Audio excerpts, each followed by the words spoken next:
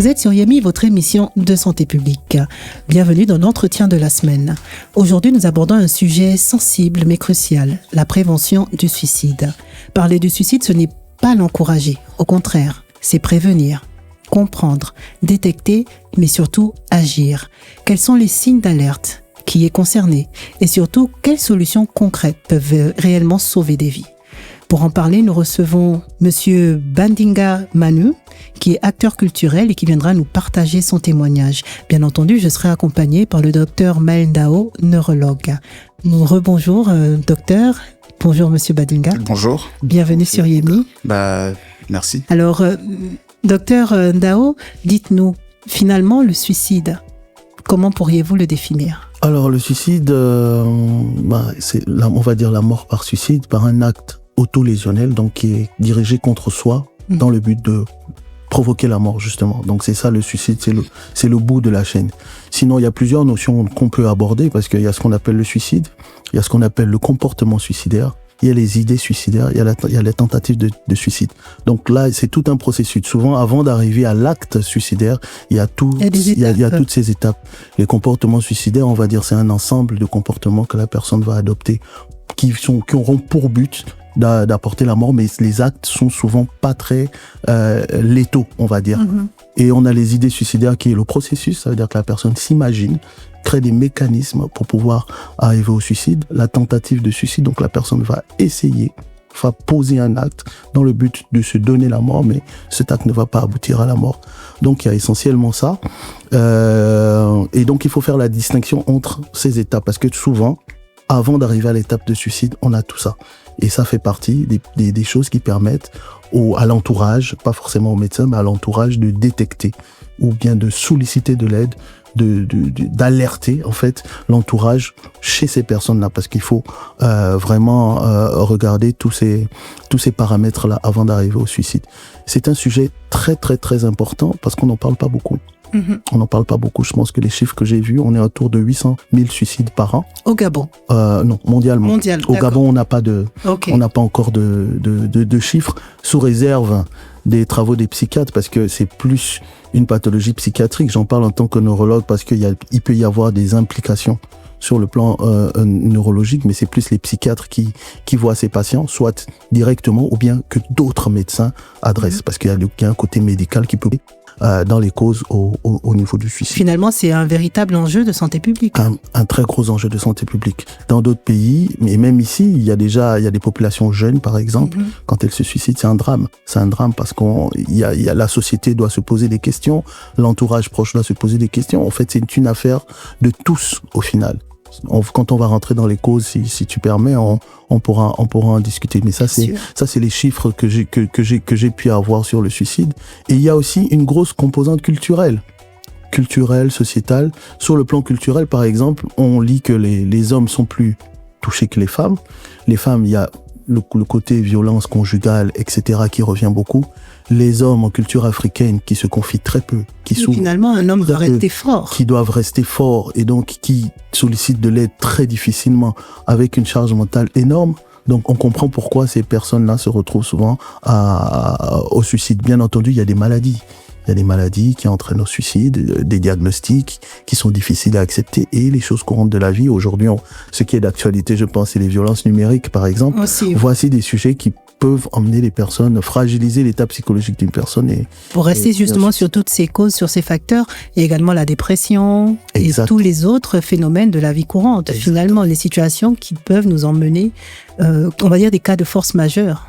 Des situations qui nous tombent dessus et qui peuvent nous emmener, parce qu'il y a un changement dans la vie quotidienne, à en arriver là peut-être aussi. Exactement, il ne faut pas s'en penser loin, parce qu'on vit tous, c'est la réaction au choc qui est différente en fonction des individus, de la période, de l'entourage et de l'environnement.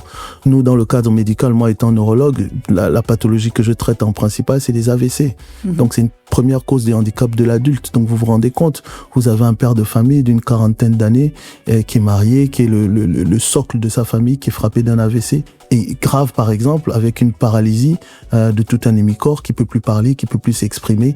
Même s'il est encore en vie, c'est difficile. L'image du père chute, le budget de la famille chute, il devient un fardeau pour son épouse et pour ses enfants. C'est très, très, très, très difficile quand on n'est pas entouré. Donc, c'est des pathologies qui ont une grosse complications psychologiques et qui peuvent amener justement à tout ce que je disais, comportement, idées suicidaires, tentatives de suicide, dépression, etc. Alors, si on doit donner des outils à nos auditeurs, finalement, comment identifier cette souffrance chez les autres pour pouvoir justement les aider? Alors, c'est difficile. Mais je pense que la première étape, c'est l'écoute. La première étape, c'est l'écoute. Et il y a toujours une modification du comportement. D'accord? Quand on connaît bien une personne, il y a toujours une modification du comportement. Et ce qui est bizarre avec ça, c'est que la modification du comportement n'est pas forcément dans le versant de la douleur, n'est pas forcément dans le versant de la tristesse. On peut avoir des comportements inappropriés ou inadaptés. C'est-à-dire que quelqu'un qui était calme va se retrouver, par exemple, il fumait pas, il buvait pas. Vous voyez la personne fumer ou boire. Ça va alerter. Il va vous dire qu'il va bien. Il y a des gens qui vont vouloir absolument faire des choses extraordinaires pour l'adrénaline, soi-disant, alors que ça cache par exemple des souffrances. Donc, je n'irai pas toujours dans le versant de la tristesse, mais j'irai vraiment dans la modification du comportement. Poser des questions sur les modifications soudaines du comportement et essayer de repérer chez ces personnes toutes les idées dont je parlais. Idées suicidaires, etc., les comportements suicidaires. Parce que toutes ces... Il y en a qui font... L'automutilation, par exemple, ne fait pas partie de ces composantes, mais une personne qui a la volonté de se donner souffrance, il faut qu'on cherche dedans. Pour comprendre pourquoi et qu'est-ce qui se passe. Parce que c'est des mécanismes qui évoluent crescendo, et on peut aboutir à des suicides, par exemple. D'accord. Alors, avant d'aller plus loin, je vais me retourner vers notre invité, Monsieur Baninga Manu, oui. Voilà, qui est acteur culturel. Alors, déjà, expliquez-nous un petit peu en quoi consiste votre activité. Bon, il faut dire que j'ai une passion et qui est aujourd'hui devenue ma plus grande résilience. C'est le travail avec les enfants. D'accord. Je forme les enfants dans le domaine des arts de la scène. Depuis, ça va bientôt faire 40 ans que je suis là-dedans. J'étais moi-même enfant, ouais. J'étais encore très jeune quand j'ai commencé à le faire. Et j'ai mis en place des mouvements pour enfants. Et puis, il faut dire que je suis passé par l'association des enfants du monde. Ah, d'accord. Oui, je suis passé par là. La célèbre association qui nous a tous envie de faire un petit peu de scène, d'ailleurs. Oui. Pour tout vous dire, moi, j'ai connu la scène à cause des enfants du monde. Et c'est vrai que je m'imaginais tout le temps à la place des petits et tout ça. Oui, j'ai commencé par là et j'étais le président des enfants du monde. Ah. J'étais déjà dans l'encadrement des enfants. En fait, je suis allé aux enfants du monde parce que je voulais travailler avec les enfants, même si j'étais encore très jeune. Donc, c'est vraiment ce que je fais aujourd'hui. À cause de ce que j'ai été paralysé à la suite d'un accident de la voie publique. J'ai réduit mes activités. Donc là, j'anime un club théâtre dans une école de la place et qui est aujourd'hui le meilleur club théâtre scolaire à travers le festival. Je peux donner le nom de l'école? Allez-y. C'est le groupe scolaire Les Tanguettes. D'accord, très bien. C'est bon à savoir. Et là, donc, nous nous préparons pour le prochain festival du théâtre. Bon, on espère vous retrouver dans les médias très prochainement pour nous en parler. En tout cas, sur Urban FM, vous êtes le bienvenu. Ça viendra. Voilà. Alors, justement, donc, on est là dans le cadre de la prévention au suicide. Aujourd'hui, vous voulez nous partager votre témoignage, votre expérience. À quel moment est-ce que vous avez compris que vous traversiez cette période critique et comment est-ce que vous en êtes arrivé là, en fait? Oui, bon, il faut dire que j'ai été accidenté il y a 16 ans bientôt. C'était en août 2010. Bien avant l'accident, j'étais quelqu'un de très mobile, j'étais toujours à pied, j'aimais beaucoup marcher et j'étais déjà, on m'appelait l'homme fort parce que j'étais toujours aux côtés des plus faibles. J'assistais beaucoup des personnes en difficulté, j'ai accompagné des gens pour prendre leurs résultats de tests de VIH et tout ça, quand c'était positif, puis j'étais présent. Toujours à l'écoute et disponible. Toujours à l'écoute. Et donc, du coup, je m'étais même moi-même convaincu que j'étais fort, psychologiquement. Et puis, va arriver cet accident, justement, en 2010. Et sur le lieu de l'accident, je montre encore que je suis fort. Je dis à tout le monde, mais c'est rien, je me lève pas, mais bon, mais prions quand même avant de quitter, de partir d'ici. J'organise la prière, on va à l'hôpital, je suis toujours l'homme fort. Je suis évacué, voilà. Donc, parce que l'accident a eu lieu à l'intérieur du pays. Donc, je suis évacué sur Libreville, à l'hôpital militaire de Mélène. Et là aussi, je joue les durs. je blague avec les médecins, avec les neurochirurgiens. Malgré la douleur. Malgré la douleur, malgré le fait que je ne ressentais pas une partie de mon corps. Et voilà, je blague avec eux à l'hôpital. J'organise même quand après l'opération, je sors de l'opération. Et là encore, je demande aux médecins si je peux faire le tour des autres salles pour remonter le moral aux autres. Et c'est ce que je fais avec un des médecins. On fait le tour des salles. Et je discute avec les autres, des boosts et tout ça.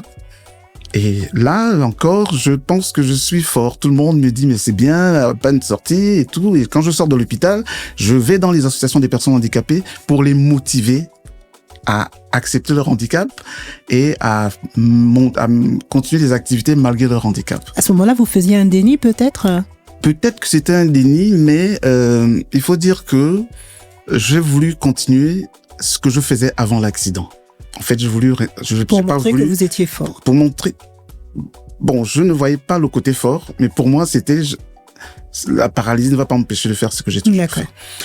Donc, et même dans cet état, je continuais à recevoir des personnes qui étaient dans la même situation que moi. Je les remontais, mais il va arriver quelque chose, et c'est là que j'ai compris que nous ne sommes pas égaux devant la même douleur, et ce qui peut être simple pour certains peut être beaucoup plus grave pour d'autres. Parce que ce qui a failli m'amener au suicide, c'est quelque chose que d'autres personnes pourraient penser de banal, alors que j'avais tenu devant beaucoup plus dur. Sans expression, c'était quoi exactement? Je fais la cour à une jeune dame, et puis j'arrive à la convaincre. Donc on se convainc qu'on peut se retrouver dans un huis clos climatisé, tranquille. Mm-hmm. Et là, mais bien avant d'y aller, je la prépare quand même sur mon état. Je dis, je suis paraplégique, j'ai pas de sensation, donc je ne sens pas la selle arriver, je ne sens pas l'urine arriver, et tout ça. J'ai une couche avec moi, et tout bon. Mais elle me dit quand même, bon, ça, c'est pas grave, on peut y aller. Donc quand on arrive, je fais mon transfert du fauteuil roulant pour le lit, et là, je me mets tout de suite sur le ventre, alors que je ne sais pas, c'était un réflexe, parce que d'habitude, je me mets d'abord sur le dos avant de me retourner. Mais là, je me suis mis sur le ventre, et là, c'est elle qui me fait, oh, tu as un problème. Je dis quoi? On dirait que tu as un écoulement. D'accord. Un écoulement, ouais, mais vraiment, ça a débordé, c'est même sorti de la couche. Ne bouge pas, sinon tu vas salir le lit d'autrui. C'est ce qu'elle m'avait dit. Et là, je montre que c'est pas grave. Je lui dis, bon, mais c'est rien, on va nettoyer, va en pharmacie, prends les gants, une nouvelle couche et des produits de nettoyage et tout ça. Et elle revient, elle me nettoie. Parce que dans ma situation, dans certaines positions, je peux pas me nettoyer tout seul. Donc, elle me nettoie. Et pendant qu'elle le fait, je continue de blaguer avec elle. Je lui dis, à peine d'arriver dans une chambre avec un homme, tu te retrouves avec un bébé. Et là, elle éclate de rire, on rigole, tout termine. Et puis, je lui demande de partir. Je dis, mais pourquoi on va pas ensemble? Non, mais je suis fatigué, je me repose un peu. Et dès qu'elle est sortie, j'ai fondu. C'est là que vous avez craqué? Ouais, là, j'ai craqué. En fait, je me suis dit, je ne suis plus un homme. Je viens pour passer du bon temps et je me retrouve dans cet état avec une personne qui ne me connaît pas et qui me nettoie. Ça. Et vraiment, j'ai craqué, j'ai fondu en larmes, j'ai pleuré de toutes les larmes. Et je me suis calmé. Et là, je sors de la chambre et je vais je sors de l'hôtel et puis je me retrouve sur la voie principale et je me dis là, Manu, c'est le moment de mettre fin à tout. D'arrêter ça, parce que là, ce qui vient de se passer, tu risques de le vivre encore plusieurs fois, donc arrête ça déjà. Et du coup, on va essayer d'aller un peu plus vite à cause du temps, mais à ce moment-là, en fait, qu'est-ce qui se passe? Parce que vous êtes là avec nous, ça veut dire que vous ne l'avez pas fait finalement. Oui, je l'ai pas fait. En fait, j'ai eu envie de me jeter sous une voiture. Vraiment, c'est vraiment ce que j'attendais, ce que je voulais faire. J'étais prête à le faire. Mais en même temps que je voulais le faire, je raisonnais aussi parce que je me disais, bon, la voiture qui arrive, elle est trop petite, elle va m'envoyer à l'hôpital, j'irai souffrir davantage. Et après, il y a une autre voiture, plus grosse, maintenant, il va pas très vite, elle aura peut-être le temps de freiner. Donc, pendant que je cherche quelle est la bonne voiture, mais vraiment, j'étais dans un état où je partais. C'était l'objectif. C'était vraiment, je voulais partir. Mais après, dans ça, je vais me rappeler de quelque chose. Je ne sais pas si on a assez de temps. Vous avez le temps d'en parler, effectivement. Je vais me rappeler d'un texte que j'avais étudié. J'étais beaucoup plus jeune, je devais avoir 16 ou 17 ans. C'est un texte d'Alphonse de Lamartine. Je l'avais lu et mémorisé. Je ne sais pas pourquoi. Avant, je lisais les textes, je ne les mémorisais pas. Mais ce texte, je l'avais mémorisé. Il faut dire que j'écrivais des poèmes quand j'étais plus jeune et je m'inspirais des autres auteurs. Donc, j'essaie de prendre le style de certains auteurs. Mais ce poème particulièrement, c'est l'isolement. M'avait marqué et à cette époque, je l'avais mémorisé. Je devais avoir 16 ou 17 ans. J'avais mémorisé le texte qui dit « Seul, abandonné de tous, je vais errant. Mon cœur est un feu qui s'éteint. Un seul être vous manque et tout est dépeuplé. Que les jours sont vides et que les heures sont lentes. Je n'ai plus d'avenir, je n'ai plus de désir, je n'ai plus de plaisir. Je n'ai plus d'amour, je n'ai plus de désir. Je n'ai plus rien, je n'ai que toi. » Bon, on pourrait se demander, mais comment un texte aussi mélancolique peut remonter la pente à quelqu'un qui est dans une forte détresse émotionnelle. Alors que le texte m'aurait accompagné, m'aurait poussé, m'aurait aidé. À vous jeter Mais je me suis dit sur le coup, et c'est ce que je dis à beaucoup de gens, parce que ça m'avait dit, je me suis dit, mais ce texte écrit, j'avais lu que c'était écrit en 1820. Et nous sommes en 2012. Et je vis tout au fond de moi ce qui avait été écrit il y a très longtemps. Donc ça veut dire que l'être humain n'a pas évolué du point de vue émotionnel. C'est ce raisonnement que j'avais eu. L'être humain n'a pas évolué, mais s'il n'a pas évolué depuis ce temps, du point de vue émotionnel, si on ressent les mêmes choses, ça veut peut-être dire que ce que je ressens est naturel. Ça veut dire que c'est donc normal que je ressente ça. Et si c'est normal, c'est que c'est peut-être que c'est ce que j'ai vu, le choc que j'ai eu m'a entraîné à ressentir ça. Et est-ce que c'est une raison pour se donner la mort? Et c'est de là que tout est parti, c'est là que vous êtes ressaisi. Je me suis posé cette question. En fait, je me suis dit, mais tout le monde, sûrement, il y a plein de gens qui ont des envies de partir. Mais c'est donc normal d'avoir l'envie de partir. Mais est-ce que c'est normal de partir? C'est ce raisonnement que j'avais eu. Et ça, je me suis réveillé parce que j'étais comme endormi là au bord de la route. J'ai senti comme si je m'étais réveillé. Et là, je suis rentré à la maison et j'ai pensé à ce que j'aurais fait vivre à mon fils. Comment il aurait pris ça? Malgré l'état dans lequel je suis, il compte encore sur moi. Je lui apporte des choses, des conseils et tout. J'ai failli... Finalement, votre vie est utile. Oui, et c'est là que je réalise tout ça. J'ai pensé à toutes ces personnes qui m'aiment et qui m'apportent qui me témoignent leur amour et tout ça là. En fait, je me suis dit, mais qu'est-ce que j'ai failli faire? Mais je vous dis, cette scène de la chambre, avec tout ce qui s'est passé, je l'ai eu 2 fois après avec une autre personne. Mais je n'ai pas réagi de la même manière. J'ai pas réagi de la même façon parce que je m'étais rendu compte que c'est normal de ressentir, de vivre ça, c'est normal du point de vue de mon état. Voilà, c'est mon état qui fait que je vive ça. Je n'ai pas choisi de le vivre. Et puis c'est arrivé, ben voilà. Et puis c'est comme ça que je gère tous les moments d'angoisse, les moments de détresse parce que j'en ai tout le temps. Mais heureusement, soit je pense à quelqu'un, soit je pense à ce que je vais faire. Mais ce qu'il faut dire, ce que je dis souvent, même aux autres, quand les gens m'appellent, je dis ce que tu vis est normal. Dès que j'ai envie de me suicider, je dis oui, c'est normal d'avoir envie de se suicider. C'est bien. Si tu l'as pensé, c'est bien. Mais arrête-toi là. D'accord, maintenant, justement. Maintenant, ce qu'il faut faire, c'est de voir ce que tu peux faire là maintenant, à part ça. Tu connais des gens, tu connais quelqu'un, appelle, c'est bien. Si tu m'as appelé, ça veut dire que c'est déjà un bon départ. C'est déjà un bon départ. C'est déjà un bon départ. Donc, et ça, j'ai compris aussi que, je crois que le docteur l'a effleuré, que le suicide, ce n'est pas le fait de partir de vie à trépas simplement. C'est le fait de voir, à cause d'une situation difficile, de sortir des côtes de la société. Envie de sortir tout nu. Ça, j'ai souvent eu ce sentiment. De sortir tout nu. De faire quelque chose qui va faire en sorte... Peut-être pour alerter aussi. Oui. En fait, le docteur parlait des alertes. Attirer l'attention. Parfois, on ne fait pas attention aux autres. Les changements de comportement, les changements d'attitude. Quelqu'un devient tout d'un coup gentil avec tout le monde alors qu'il était difficile. Et du jour au lendemain, il a envie d'aider tout le monde et tout ça. Et ce sont parfois des appels à l'aide. Justement, on va en parler. Voilà, je pense. On va en parler tout de suite avec Dr Ndao parce que on a également fait un appel à témoignage et dans les différents récits, on revient sur cette petite voix qui donne un petit peu les instructions, qui nous dit quoi faire, comment le faire, où le faire. Aujourd'hui, comment différencier justement cette voix finalement, d'abord, qui est-elle? Et est-ce que c'est vraiment une voix qui vient de nous ou de notre esprit, de notre imagination? Comment ça se passe? Est-ce que vous avez une idée? Alors, comment différencier quand on est extérieur à la personne? C'est pas évident. Chacun a ce qu'on appelle sa personnalité. D'accord? Donc chacun, le développement de la personnalité, il se fait en fonction du vécu, en fonction de l'entourage, en fonction de l'éducation, en fonction de tout ça. C'est tout ça qui fait notre personnalité, c'est tout ça qui fait nous. Ce qui fait que le même événement chez les mêmes personnes ne va pas créer la même chose. D'accord? Chez certains, il y a une auto-régulation, comme le monsieur.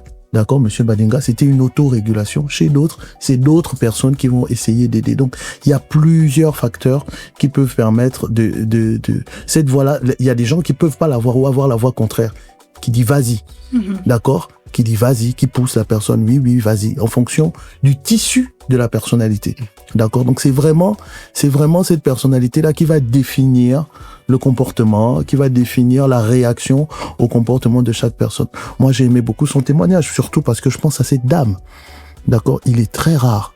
C'est vraiment quelqu'un qui, je peux dire, c'est une belle âme de voir quelqu'un au plus bas et de rester là. Quelqu'un qu'on ne connaît pas. Qu'on ne connaît pas et de rester là sans humiliation, de pouvoir rire de ses blagues, de pouvoir l'accompagner, c'est extrêmement difficile. Et ça, je peux vous le dire, même nous, le personnel médical, on n'a pas toujours cette empathie. Exact. Voilà, j'allais venir au terme, il faut beaucoup d'empathie. Parce que cette dame est empathe et dès qu'on est empathe, après, il faut forcément une frontière. Bon, pour nous, les médecins, il faut forcément une frontière. Mais dès qu'on a de l'empathie, on est source à aider. Et le monsieur lui-même est empathe. D'accord? Et peut-être ce qu'il a eu au début, effectivement, c'était aussi un déni. Parce que c'est quand même bizarre. C'est une personne qui est dans son état, on s'attend à la voir triste. Donc nous, les médecins, ou bien l'entourage, quand on voit la personne trop joyeuse, on se dit non. C'est là qu'il faut se poser des questions. Peut-être que le personnel soignant aurait dû être un peu plus attentif, ou plus regardant peut-être. À l'écoute, regarder ce qu'il fait, l'accompagner. C'est ça. L'accompagner surtout. Donc vraiment, c'est difficile. C'est pour ça qu'il faut de l'écoute. C'est pour ça qu'il faut voir les spécialistes. Et c'est pour ça que l'entourage joue beaucoup, parce qu'avant d'arriver chez le spécialiste, il y a l'entourage aussi qui joue. Quand on a un bon entourage, c'est plus facile. Quand on a un mauvais entourage, c'est plus difficile. Mais ce que je veux dire à ceux qui écoutent, c'est d'apprendre à appeler à l'aide. Parce que ça aussi, c'est ce qui peut sauver. Alors ça, c'est ceux qui écoutent. Ils doivent appeler à l'aide, donc peut-être un professionnel de santé pour appuyer. Non, même la personne qui vit la situation. Savoir demander de l'aide. Parce que il y a beaucoup de gens qui demandent pas d'aide, qui subissent. Il faut savoir demander de l'aide, soit formellement, j'ai besoin d'aide, ou alors, comme il a dit, il y a des gens qui ont plusieurs techniques qui vont essayer d'attirer l'attention pour que les gens captent, pour que les gens viennent auprès de la personne, pour demander ce qui va pas, etc. Ce qui nous ramène encore à l'attention, à l'écoute, à l'empathie. Finalement, il faut faire attention aux gens qui vivent avec nous, et surtout quand on les connaît, que les petites choses du quotidien qui changent, en fait, nous alertent. Exactement. C'est exactement. Mais aujourd'hui, dans notre société, vous savez très bien que c'est chacun pour soi, Dieu pour tous. Malheureusement, on a tous des problèmes, certains le disent. Finalement, quelle attitude? Comment faire en sorte que les comportements changent? Parce qu'aujourd'hui, on a monsieur Badinga qui lui-même est passé par là et aujourd'hui vient en aide à ceux qui vivent ces situations aujourd'hui. Donc, ça veut dire que, quelque part, c'est possible. C'est largement possible. Après, il y a plusieurs moyens. Comme on dit, la prévention et la communication. Aujourd'hui, mettre en place des endroits où les gens peuvent parler de leur intimité sans tabou. En fait, c'est toutes ces plateformes-là. Aujourd'hui, bon, il y a des numéros verts qui existent, il y a des psychologues qui s'organisent, il y a des cellules de psychiatrie, etc., etc. Il faut vulgariser tous ces endroits-là parce que des fois, on n'a pas envie de se confier aux frères. Des fois, on a envie. La crainte du juge. Voilà, des fois, on a besoin de quelqu'un qui est totalement impartial.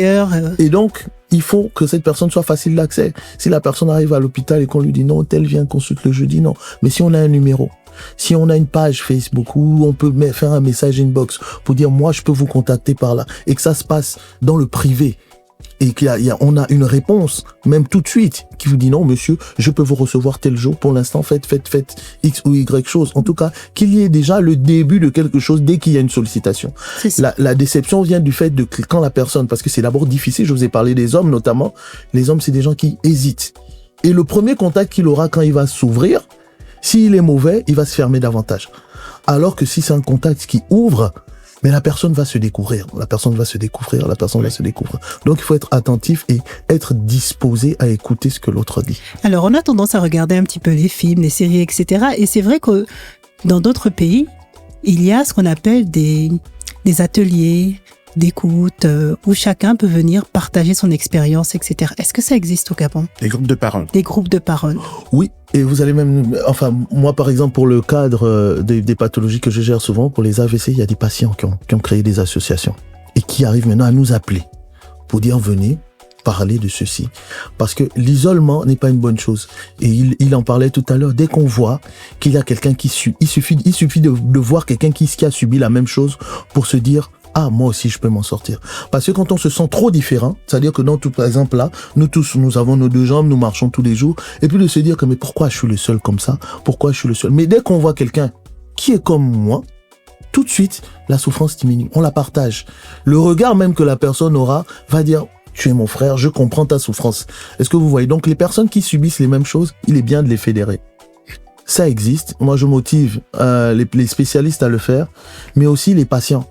Par exemple, monsieur Badinga a attiré vers lui d'autres personnes parce que ce qu'il raconte, dès que quelqu'un écoute une histoire similaire et voit que la personne l'a surmonté, tout de suite la personne... Du coup, il arrive à s'identifier, se dire que s'il y est arrivé... Parfois mieux que 10 000 consultations médicales. Bien sûr. Effectivement. Voilà. Et c'est plus facile aussi de s'ouvrir face à quelqu'un qui a déjà vécu la chose. Exactement. Comment ça se passe? Vous faites partie d'une association aujourd'hui? Bon, il faut dire que j'avais regroupé des paraplégiques au sein d'un mouvement que j'avais appelé la route témoin. C'était beaucoup plus des paraplégiques issus des accidents de la route. Après, il y en a eu d'autres. Il faut dire qu'au début, les actions étaient vraiment présentes, mais j'intervenais beaucoup plus dans les besoins du quotidien.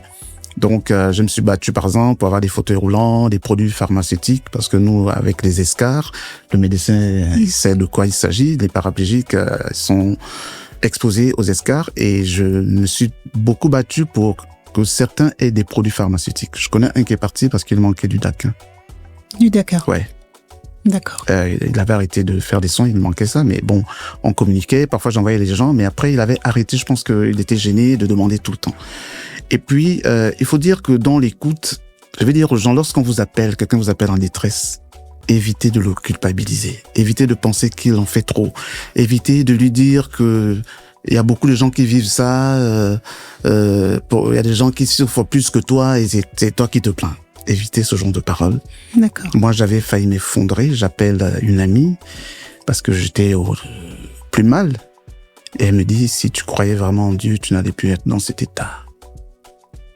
Et ça c'est des paroles qu'on n'a pas envie d'entendre quand on est dans cet état. Vraiment, elle me dit, prie simplement.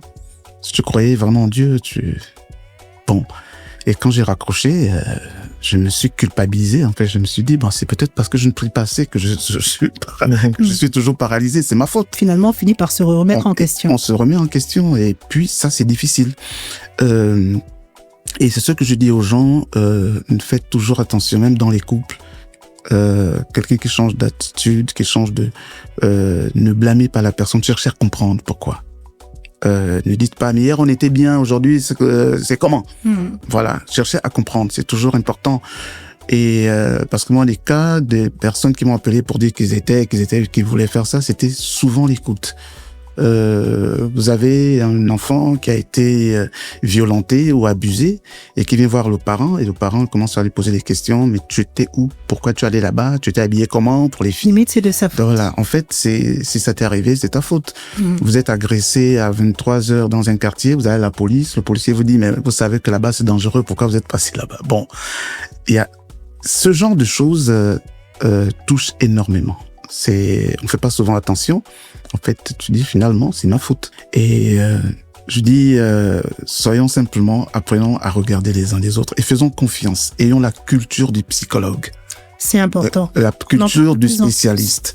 Quelqu'un m'a dit, oui, mais à notre époque, il n'y avait pas ça. Je dis, si, on avait des psychologues. Même dans nos sociétés africaines, bien sûr.